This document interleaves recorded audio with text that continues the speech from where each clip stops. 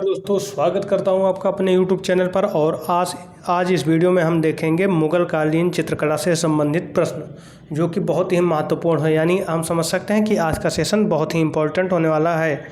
तो आइए स्टार्ट करते हैं। पहला क्वेश्चन है आपका कि मुग़ल चित्रकला किस शासक के समय में अपनी चरम पराकाष्ठा पर पहुंची।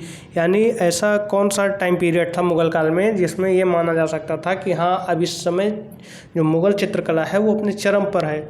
तो इससे ही रिलेटेड एक क्वेश्चन और ये भी हो सकता है कि ये पूछा जा सकता है कि मुग़ल कालीन चित्रकला का स्वर्णकाल कौन सा था। तो इन सब का एक ही आंसर है और वो है आपका जहांगीर का टाइम। ठीक है, यानी जहांगीर के समय हम कह सकते हैं कि मुग़ल चित्रकला अपने चरम पर थी। या मुग़ल चित्रकला का स्वर्णकाल कौन सा था? जहांगीर का काल था। नेक्स्ट है मुग़ल शैली की नींव किसने रखी थी।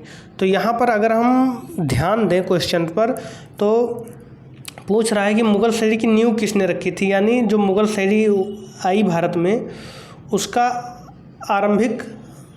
आरंभ कहाँ से हुआ, ये कहाँ से माना जा सकता है। तो हम सबसे पहले देख लेते हैं कि मुग़ल काल जो स्टार्ट होता है वो बाबर से स्टार्ट होता है। और बाबर भारत में कब आया? 1526 में। ठीक है, और 1526 से 1530 तक बाबर का राज रहता है। बाबर के राज में क्या होता है कि वो केवल चित्रकारों के बारे में बताता है, और वो भी कहाँ के? ईरान के। ठीक है, ईरान के चित्रकारों के बारे में बताता है। वो अपनी पुस्तक तुझके बाबरी में वर्णन करता है कि बिजाद एक चित्रकार था, और दूसरा शाह मुजफ्फर के बारे में बताता है। ठीक है, शाह मुजफ्फर के बारे में बताता है। तो दो लोगों का वर्णन करता है, यानी वो स्टार्ट नहीं करता है।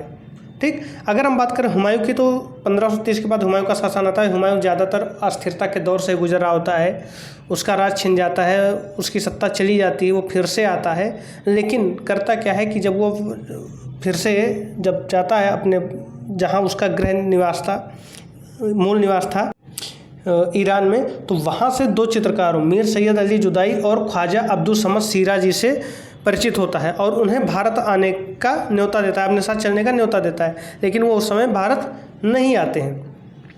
तो वहाँ सिर्फ ये होता है कि उन दोनों से वो कहता है कि आप भारत आइए, लेकिन वो आते नहीं हैं। यानी स्टार्टिंग यहाँ से भी नहीं होती है। हालांकि ये है कि हमजानामा का चित्रण प्रारंभ हो जाता है हुमायूं के शासनकाल में ही। ठीक, लेकिन वो मुग़ल शैली ना कहकर, क्योंकि उसकी जो शुरुआती शैली है वो थोड़ा बहुत किससे मिलती है? ईरानी शैली से, क्योंकि शुरुआत वही लोग करते हैं। बाद में क्या होता है, धीरे धीरे अकबर के टाइम में क्या हो जाता है कि ईरानी शैली और भारतीय शैली मिल जाती है, और एक नई शैली मुग़ल शैली को जन्म देती है। तो क्वेश्चन भी यही पूछ रहा है कि मुग़ल शैली की नींव किसने रखी थी। तो ये इसका राइट आंसर हो जाएगा अकबर ने। ठीक है, नेक्स्ट क्वेश्चन है आपका, मुग़ल चित्रकला किन दो शैलियों के सम्मिश्रण से प्रारंभ हुई है। तो मुग़ल चित्रकला जो है वो आपका हिंदू और ईरानी शैली से प्रारंभ हुई है। एक बात और ध्यान रखिएगा कि ईरान को ही फारस कहते थे प्राचीन समय में, तो यहाँ फारसी और हिंदू भी हो सकता है। ठीक, लेकिन हिंदू और ईरानी दिया तो हम हिंदू और ईरानी को टिक कर रहे हैं। हालांकि फारस को ही ईरान कहते हैं। नेक्स्ट है आपका, साइबेरिया का बिरला सारस का चित्रण किसने किया है। तो जहाँ भी पशु पक्षी की बात आ जाए, वहाँ भी अधिकांश में क्या हो सकता है? उसका राइट आंसर मंसूर हो सकता है। ठीक है, क्योंकि कारण क्या है, मंसूर जो था वो आपका पशु पक्षी विशेषज्ञ था। तो ज़्यादातर संभावना मंसूर के होने की हो जाती है जब मंसूर का विकल्प उपलब्ध हो, ज़्यादातर, हर जगह नहीं। नेक्स्ट है, शेख फूल सूफी संत किसने चित्रित किया। ठीक है, तो इसका राइट आंसर हो जाएगा बिशन दास ने। ठीक, नेक्स्ट क्वेश्चन है, मनोहर किसका पुत्र था। तो मनोहर जो है वो आपका बसावन का पुत्र था। इसका राइट आंसर हो जाएगा बसावन। नेक्स्ट क्वेश्चन है आपका, जहांगीर के भाई शाह अब्बास के सभी चित्र का निर्माण किसने किया। तो एक बात ध्यान रखिएगा, जहाँ भी सभी की बात आएगी, ठीक है, तो सभी चित्रण सबसे ज़बरदस्त बिशन दास करता था। ठीक, तो निर्माण करने में ज़्यादातर बिशन दास का ही प्रयोग किया जाता था। तो बिशन दास जो है वो सभी चित्रण के निर्माण का विशेषज्ञ था एक तरीके से। तो ज़्यादातर क्वेश्चंस में ये हो सकता है कि अगर सभी चित्रण के बारे में बात कर रहा है तो वहाँ पर आप बिशन दास के विकल्प होने पर आप बिशन दास के साथ जाइएगा। तो इसका राइट आंसर हो जाएगा बिशन दास। नेक्स्ट है नूरजहाँ का सबीह किसने चित्रित किया, तो ये भी आपका आ जाएगा बिशन दास। लेकिन एक बात ध्यान रखिएगा, काल क्रम का भी ध्यान रखिएगा कि अकबर के काल में पूछ रहा है या जहांगीर के काल में पूछ रहा है। बिशन दास जो है वो आपका जहांगीर के काल का है। नेक्स्ट क्वेश्चन है किसके संरक्षण में हमजानामा का चित्रण हुआ। स्टार्टिंग हुमायूं के टाइम में हो जाता है, लेकिन पूरी तरीके से वो अकबर के संरक्षण में हमजानामा का चित्रण होता है। नेक्स्ट क्वेश्चन है हमजानामा के कितने चित्र भारत में प्राप्त हैं, तो इसका राइट आंसर हो जाएगा 6 चित्र भारत में प्राप्त हैं। नेक्स्ट है दीन ए इलाही धर्म किसने चलाया, तो दीन ए इलाही धर्म अकबर ने चलाया था, ठीक है। और सबसे पहले इसे किसने अपनाया, तो बीरबल ने। अकबर ने किस राज्य की विजय के बाद बुलंद दरवाज़ा बनवाया था, तो इसका राइट आंसर हो जाएगा गुजरात विजय के बाद अकबर ने बुलंद दरवाजे का निर्माण करवाया था। दिल्ली का लाल किला किस शासक के बेटे ने बनवाया था, तो सबसे पहले हम जान लें कि दिल्ली का लाल किला है वो शाहजहां ने बनवाया था। किसने, शाहजहां ने बनवाया था। अब शाहजहां किसका बेटा था, तो शाहजहां जहांगीर का बेटा था। तो इस प्रश्न का आंसर क्या हो जाएगा, जहांगीर। नेक्स्ट क्वेश्चन है आपका कि किस मुगल कालीन चित्रकार को पूर्वकर राफेल की संज्ञा दी गई, तो इसका वर्णन सबसे पहले बाबर ने अपनी पुस्तक तुझके बाबरी में भी किया था। तो पूर्व का राफेल किसे कहा जाता है, बिहजाद को। ये कहाँ का कलाकार था, फारस का कलाकार था, ईरान का कलाकार था, ठीक। तो इसे पूर्व का राफेल भी कहा जाता है। और इसका वर्णन किसने किया था, बाबर ने अपनी किताब तुझके बाबरी या बाबरनामा में किया था। नेक्स्ट है हुमायूं का मकबरा किसने बनवाया था, तो इसका राइट आंसर हो जाएगा अकबर। ज़्यादातर पिता का मकबरा पुत्र ही बनवाता है, तो इसका भी हुमायूं का बेटा कौन था, अकबर। तो अकबर ने अपने पिता का मकबरा बनवाया। मुगल चित्रकला का स्वर्ण युग किसके समय में हुआ था, तो मुगल चित्रकला का स्वर्ण युग हमने पहले क्वेश्चन में ही इसे डिस्कस कर लिया था, जहांगीर आंसर हो जाएगा। जहांगीर स्वयं चित्रकला में रुचि लेता था। इंपॉर्टेंट बात यह है कि इतना अच्छा विशेषज्ञ या पारखी था जहांगीर कि वो ये बता सकता था कि किसी चित्र में अगर कोई अलग अलग अंगों को बनाया हो, मान लीजिए कोई मानव का चित्र है, उसमें अलग अलग अंगों को अलग अलग चित्रकार ने बनाया हो, तो वो बता सकता था कि किस चित्रकार ने क्या बनाया है। अब ये हो सकता है अति संयोग हो, लेकिन इतना मतलब पारखी उसे माना जाता था।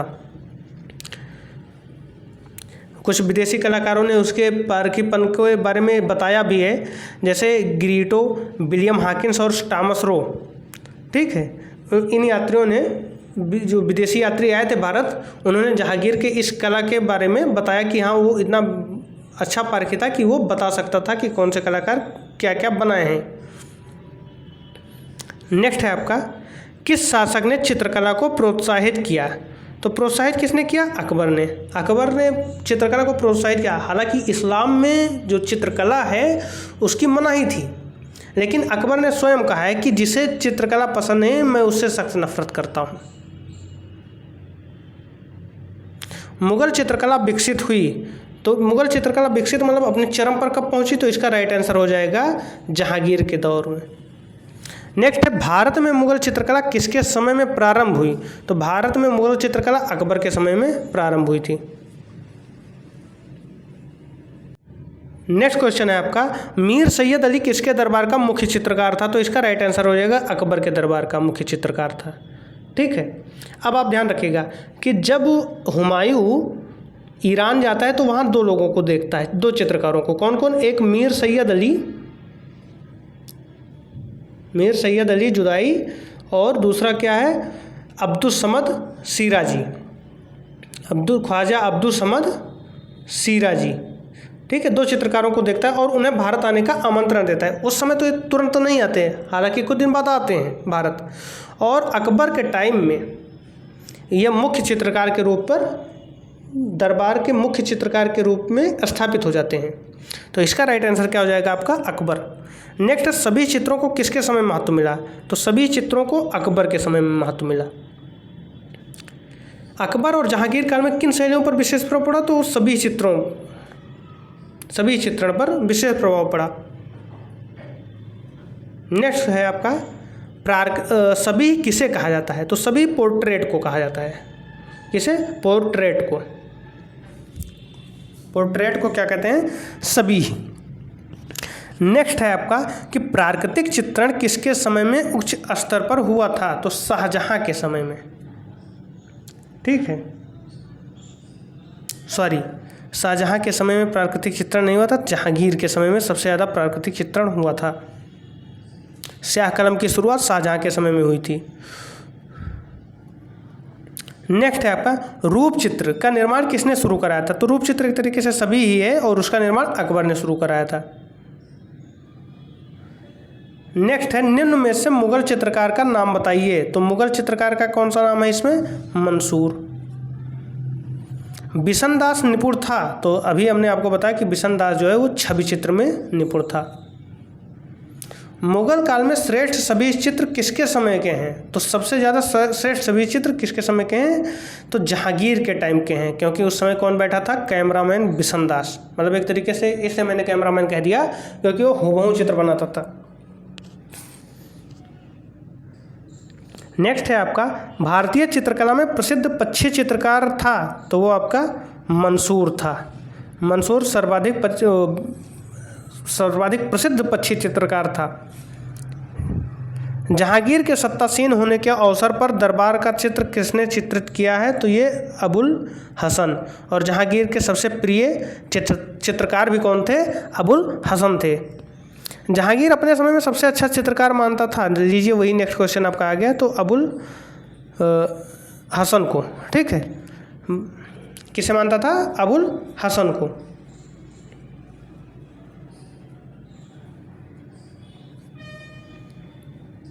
नेक्स्ट है आपका वही क्वेश्चन फिर से आ गया, जहांगीर का प्रिय चित्रकार था, तो ये अबुल हसन था। नेक्स्ट है जहांगीर के समय मंसूर द्वारा चित्रित प्रसिद्ध चित्र, तो ये कौन है? बाज, यानी घा आंसर सही है। इसका राइट आंसर क्या हो जाएगा? घा, बाज। आइए नेक्स्ट क्वेश्चन है, जहांगीर के समय मुगल शैली का दूसरा सर्वाधिक प्रसिद्ध चित्रकार कौन था? तो इसका राइट आंसर आपका क्या हो जाएगा? मंसूर। नेक्स्ट क्वेश्चन है आपका, जहांगीर काल की चित्रकला में विशेष चित्रण हुआ, तो जहांगीर में सबसे ज़्यादा विशेष चित्रण किसका हुआ? पशुपक्षी का। ये रिपीटेड क्वेश्चन एक तरीके से, अभी इसके बारे में हमने पीछे देखा था। चित्रकार मंसूर किस प्रकार के चित्रों के लिए प्रसिद्ध था? तो हमने अभी व्याख्या कर दिया था कि वो पशुपक्षी चित्रण विशेषज्ञ था। किस शासक के शासनकाल में कला का पूर्ण रूप से विकास हुआ? तो वही क्वेश्चन रिपीटेड कि कब विकसित हुआ? तो जहांगीर के टाइम में।